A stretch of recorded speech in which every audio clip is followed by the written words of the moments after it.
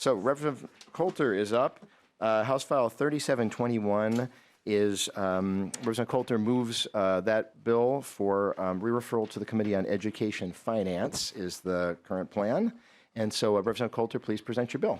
Thank you, Mr. Chair, and that is indeed my motion, and thank you for your flexibility. I'm expected to speak somewhere at 9:25, so I'm hoping I can still make that.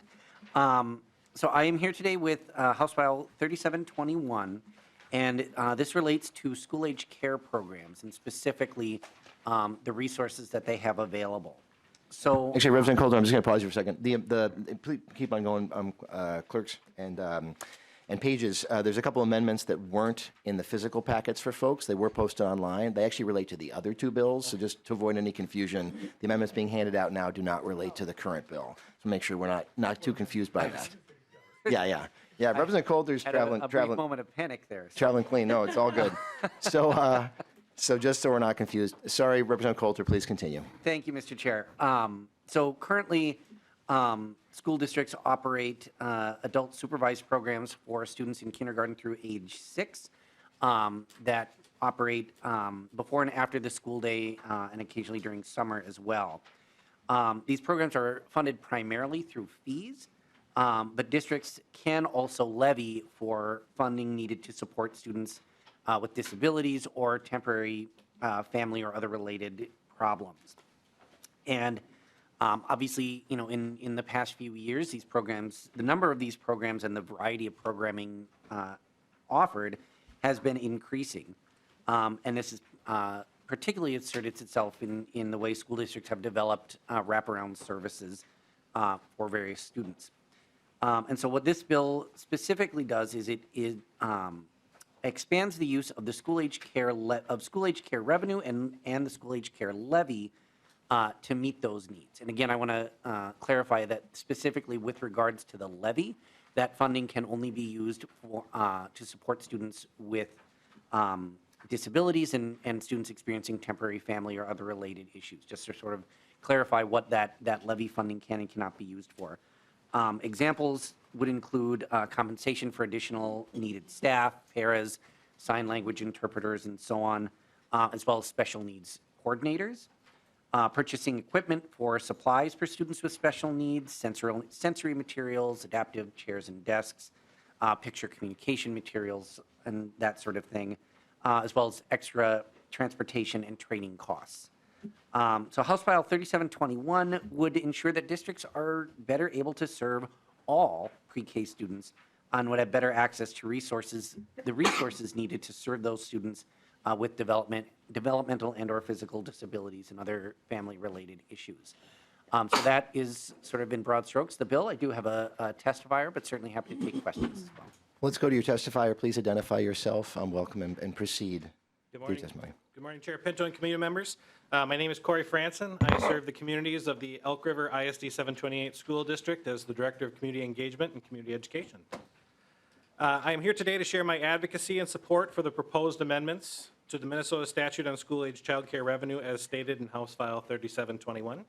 The School-Age Child Care Levy provides critical resources for supporting students with developmental or behavioral needs or children experiencing those family or related problems of a temporary nature who need to participate in those school-age child care services. As school districts provide services through early childhood special education, voluntary pre-kindergarten programs, school readiness plus programs, or school readiness programs in general, families have expressed interest in removing barriers for access to those programming services. This includes transportation to and from those programs, flexible scheduling of when those programs are available, and wraparound child care services to give those families the extended wraparound day. Community Education is currently making those wraparound child care services available to early childhood families to remove the barrier of care outside of their students' preschool or special education experience. These fee-based child care programs are similar in setup and operation to the kindergarten through 6th grade school-age child care that is delivered in before and after school programs. Currently, the school-age child care levy cannot be used for those early child care participants due to the age limitations set up in the school-age child care levy statutory language. This proposal is intended to bring those same support services into the existing preschool wraparound services that we're providing.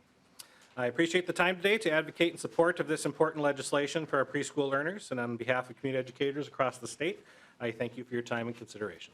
Thank you so much for your testimony. I'll note, members, we have a number of letters relating to the bill in your packets, which I'm sure we'll get to, and we'll see if there's anybody who's physically present who wishes to testify regarding the bill at this time. Any member of the public?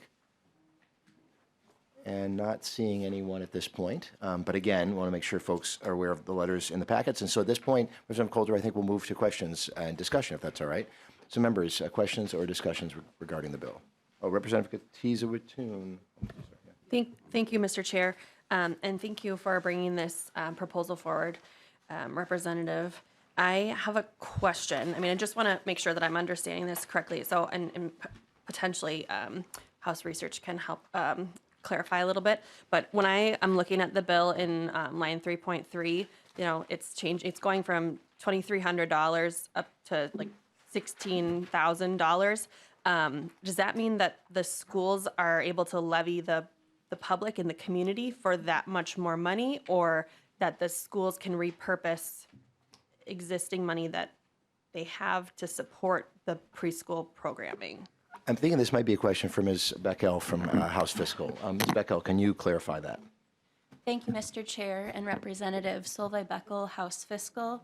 So the number listed in the bill on that line, the $16,476, that is the dollar amount that Ms. Mock changed to set the amount at 25% instead of the previous number, which was fairly low. This was just sort of a placeholder. It can certainly change because this is the equalizing factor for the levy. This gets a little complicated, but when it comes to using an equalizing factor to determine the levy for the school-age care, this is the dollar amount that you actually divide the district adjusted net tax capacity per pupil unit by, and then multiply that by the approved school-age care revenue to determine the levy amount. So the higher that the equalizing factor is, means that the denominator is higher, so that your dollar amount for the levy is lower, meaning that the impact on property taxes on the community, the dollar amount is lower, and that means the state pays a higher proportion.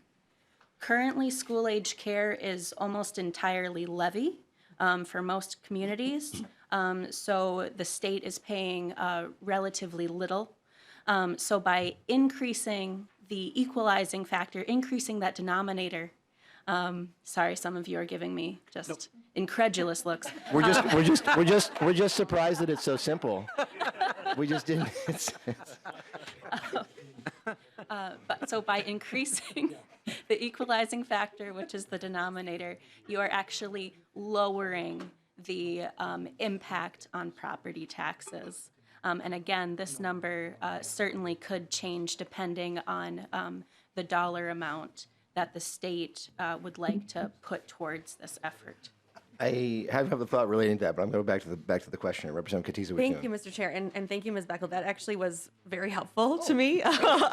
So, I mean, essentially, it's just depending on what we choose, and maybe the Education Finance Committee in their budgetary process would choose that $16,000 number, but it's allowing the state to support communities better in the preschool programming options for children in their district. Ms. Beckel. Thank you, Mr. Chair and Representative. Yes, and I should also add, changing this would then also allow for what could be a levy neutral impact to increasing the number of students involved for preschool care. So it could be that communities would feel no impact as well, and the state would then absorb that impact. So again, generally it's trying to keep the impact off of the property taxes and make the state absorb the costs that this change would create. Sorry if I made it seem as though this would lower property taxes, but yeah, so the state would absorb the cost that this increase to the program would create. Okay, and just to, I just want to make sure, because in my head, this seems like the kind of thing, Ms. Beckel, that sort of this part of the bill, to a certain extent, that's why it's going to education finance. They'd have to figure out the number. It comes out of that. Sort of the question for us is you know, in a way, so the rest of the bill and some of the aspects, and certainly we've got, you know, concerns expressed. But I mean, ultimately what that number is and whether it even makes sense to do the kind of things you describe are going to be within the purview of education finance more than our committee. That seems, is that right, Ms. Beckel? Okay, yeah. Okay, Vice Chair Keeler, and then we'll have Representative Davis. Vice Chair Keeler. Thank you, Chair. Hopefully, my question doesn't require so much mathing this early in the morning. Page 2, line 23, I guess for me, can you walk through what it would be if a child is experiencing family or related problems of a temporary nature? One, what are examples of those, and what is the temporary time frame? It just feels very loose in here, and I think, like, who makes that decision? If we could maybe clear up some of that language, and the time frame might just be more helpful in practical outcomes. Yeah, I'm happy to answer that. Thank you, Commissioner. Chair Yeah, and absolutely. Representative. Typically, we partner a lot with our existing school district systems as it relates to like the McKinney-Vento Act. So typically, it's things if your family had a house fire, there's a homelessness nature, that's a temporary situation. Those are usually the types of examples that come forward in those circumstances. As far as the timelines of how long those funds would be used for, that isn't defined, but typically comes down to those same practices and procedures that are happening within school districts as it relates to situations like the McKinney-Vento. Vice Chair Keeler. Sure, thank you. And McKinney-Vento tells us that if we are unsheltered one night, we get services for the entire school year. Is that, so that's what you're saying to me, that's what this program would be eligible for? It Mr. could Franson.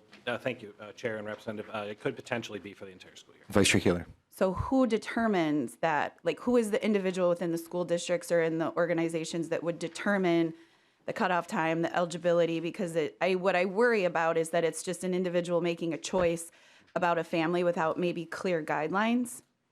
Yeah, Mr. Franson. Thank you, Chair and Representative. I'd have to clarify exactly what the language would specifically be to that. I would assume it would fall to either the community ed director that's in charge of those funds or the superintendent. Vice Chair Keeler. Sure, I think I think I would like it to see a little bit more descriptive, just moving forward, because often, you know, our words really matter in this language. And so, like, I don't want Moorhead to look at it different than Elk River or another community. It would just allow us to align and fall within the standards and parameters consistently across the state. Thank you. Thank you. And I misread, it was Lee Daniels rather than Representative Davis. My apologies. Lee Daniels. Thank you, Chair. I just have a few overall questions. I've been working on a couple bills from Representative Loon from way back when, and talking about transparency in levies. A number of our levies are not voter approved. They're just ongoing levies. So first question I have for Representative Coulter, is this an ongoing levy that's not voted on? Representative Coulter. I guess I might have to phone a friend on that one, maybe. Maybe Ms. Beckel can help Nonpartisan us. staff can help us I out. can, in terms of interpreting the bill, our staff probably can help us. Ms. Beckel, can you help us with that? Yes, Mr. Chair, Representative. So the school age care levy is a levy that is not specifically voted on. There are a number of programs that include levies that are not specifically voted on by the population within the general education formula itself, the components that make up that formula, as well as a number of the The microphones are everywhere. as well as a number of the categorical education funding programs. So it just is sort of what the state sort of expects the local contribution is, and then the state aid contribution. And so again, the levy can be set very low if the state were to increase the state proportion of aid. And in some areas, the state aid is just very low because the levy equalizing factor is so small. Lee Daniels. Thank you, Chair. Ms. Beckel, then, it's been a while since I've been on the Education Committee.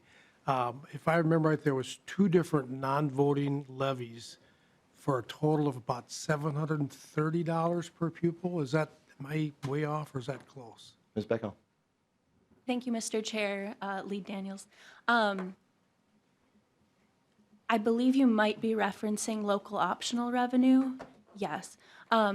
So that is just one item that has a levy attached to it. There are a number of other funding items, funding streams within the education realm that have levies attached to them. So I would say that there's a great deal more than that on which people do not necessarily vote. There's a variety of levies that are not directly attached to referenda. Lee Daniels. Thank you. Thank you for that, Ms. Beckel. Thank you, Chair. I wish I would have had the time and the got the committee hearings on these. There's 4 different bills I was going to bring up for transparency. So if these levies are automatically, they're not voted on, let the public know. Anytime there's a levy coming up or maybe an election coming up, let them know what there already is in place. It'd be nice to see a number of how many thousands of dollars the school can levy without a vote. Yeah. And then the second part of my question was, somebody mentioned about property taxes would probably not go up. They'll go on to the state. So now we're doing a more state spending with not knowing what our 25, 26 years will be for the budget. Though, again, a reminder, Lee Daniels, this is sort of, I think some of those points are probably more directed to education finance. I know you're not on that committee, neither am I, but you know, we're sort of approving, we would be approving our portion of this, but ultimately those are sort of questions for that committee. But Lee Daniels?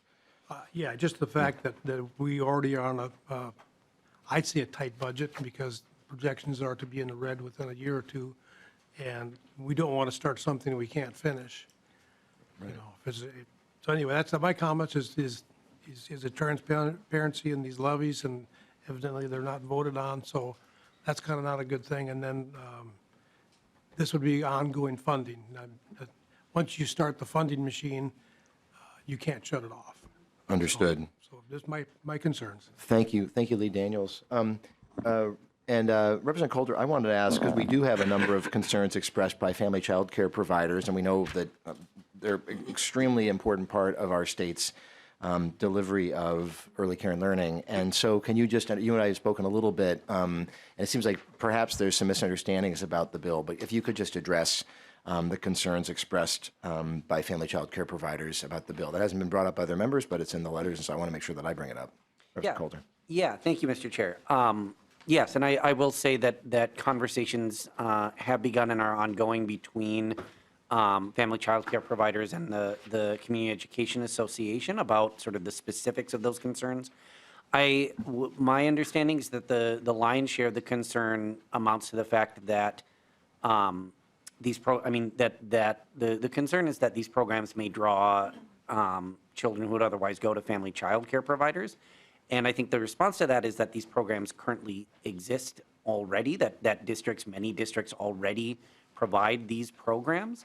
And I would say that these programs are also generally more designed to sort of function around the concept of school care. That's why they're called school-age care programs, right? They function mostly before and after the school day and occasionally during the summer and so on, kind of depending on how each district sort of runs their individual program. And I think there are broader concerns related to funding that are I would say, just not founded. These programs are funded, as we've discussed, through state aid, through a local levy. So there is just sort of separate funding streams than what family child care centers would be seeing. So I think there's just some sort of misunderstanding and miscommunication, I would say, generally. Okay, thank you. Other questions or comments from anybody? Oh, Representative Zlesnikar, yeah. Thank you, Chair, and thank you, Representative Coulter. I understand what this bill is, and as a parent, I've used after-school programs and school-based programs. So with that being said, my concern is the triangle for childcare in Minnesota. When we elevate one at the expense of two others, we have not achieved a net gain as a Children and Families Committee on the issue of childcare. That's what I'm speaking about. This is a definite erosion to family childcare. And for greater Minnesota, and even for people that live in metro and suburbs, I'm called all the time. We work shift work. We have manufacturing. We have healthcare jobs. We need to have family childcare providers. And the fact that we are elevating one without the other two, when we have family childcare providers who are early educated, they're teachers, there's all kinds of background, 20, 30 years of experience. I talked to a woman that's done it 40 years in St. Cloud, a physician's mother who's done it forever. And these models are desired by people, and we are, without a doubt, when First Finance testified in November when we had our committee, they made it clear that the surveyors are showing that the financial viability of family childcare and freestanding centers are at risk. They sounded the alarm. And that was after we got out of session for this committee. And so we have the data saying that from our providers. And what are we doing for the providers except further decimating the programs where we have our infants and our toddlers? And so, and the other part is people want to keep their families together. And so, I had two boys 2 years apart. That was my goal, was that as siblings, they were playing together. They were together and making it easy for families. And so the family child care model is doing child care and child care education too. And the families have to have the opportunities to pick what works for them best. And so I'm a proponent of the entire triangle, but not anything that's going to decimate the other two. And from what I see, and the regulations are just not equal. So the family model, we have the parent aware, but it doesn't apply in all three corners. And so families, that's misleading to families. They're picking models that are, for a Great Start initiative for children, but the models of education, training, and requirements to be X are not the same. And we have to be addressing that too. So, I appreciate the interest. I've been for after-school programs for kids. Parks and Recs did that. I've worked with all these programs. We need to be doing a full model. But when we elevate one and destroy the other two, we are not gaining ground for childcare, which is the essential ingredient for workforce. And I would hope that this would be considered in this, because that is the effect. And there's consequences, unintended consequences from things that sound great. But this is a definite unintended consequence that will hurt our communities. And when there's no infant and toddler child care, we're right back to a negative. So that's my concern, and I think we need to seriously address that at this committee. Thank you. Thank you, Representative Zalesnikar. I'm going to go back to you, Representative Coulter, but Representative Hicks, did you have something that you wanted to know? Yeah, Representative Hicks. I just had a quick question, because I know now, after school programs through the district, children with IEPs and disabilities receive different accommodations and supports because they're federally funded, and so there's 504, and there's IEPs can be followed and all of those kinds of things, which as a parent of a kid that gets kicked out of everything, is really nice to have some protections. Wanted to make sure that this expansion would still include those supports for kids with disabilities, those same protections? Mr. Franson. Yes, thank you, Chair Pinto and Representative. Though IEPs are not specifically, it depends on how the IEP is written, whether or not it's inclusive of the out-of-school time. 504 plans, though, absolutely are the responsibility under the community ed umbrella. So this is a great example of where we use those funds to help support students who have those levels of need. Often, community ed departments partner with the special ed department to figure out what's the best practice to help this child be truly successful in these programs. That's how we make sure that there is that consistency within the school day to the out-of-school time experience. And through these funds, we have that opportunity to do that. Thank you. All right, thanks, Representative Hicks. Okay, so Representative Coulter, we'll go back to you. I think I'll note, and I had spoken with Representative Coulter about this earlier, I'm kind of inclined, given some of the concerns expressed and sort of all things considered, I know Representative Keeler mentioned a possible language tweak. We've got our concerns expressed by family child care that I think we can address, but I want to make sure that we do that in our committee as opposed to sending it on. So I'm inclined to lay the bill over at this point, and then we can bring it back on up. But Representative Coulter, final comments in response to anything that's been brought up. Yeah, thank you, Mr. Chair. Just briefly to address some of the more recent concerns we heard, I would just, first of all, draw members' attention to line 1.9, just to be clear that these programs serve children aged 33 months or older, so that would not include infant care. This is specifically pre-K. And I guess, again, to sort of respond to those concerns, these are programs that already exist. School districts are already offering these. All this bill does is really expand the revenue that they have available to provide services, again, to students with disabilities or the temporary family or other related issues that we mentioned before. So this bill does not expand these programs. It does not certainly require districts to offer them or expand them in any way. So I would push back a little bit on the notion that this is elevating any one particular type of program or the other.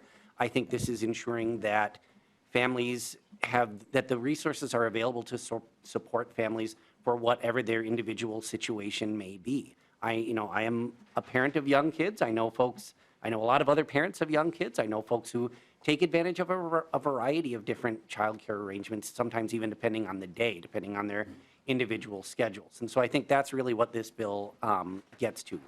I would just say in closing, I certainly agree that there is work that can be done on this bill, and want to again extend, as I always do, the invitation to any members of this committee to reach out to me and work on this or any other bills that address some of the issues that we've discussed here today. Thank you so much, Representative Coulter. So as I say, the chair is laying over House File 3721, not to say that I don't fully expect it to be voted out of our committee, but it sounds like there may be some value to some continued conversations about it. And thank you for your work on it. And Mr. Franson, thank you for your work and for bringing it forward. Really appreciate it.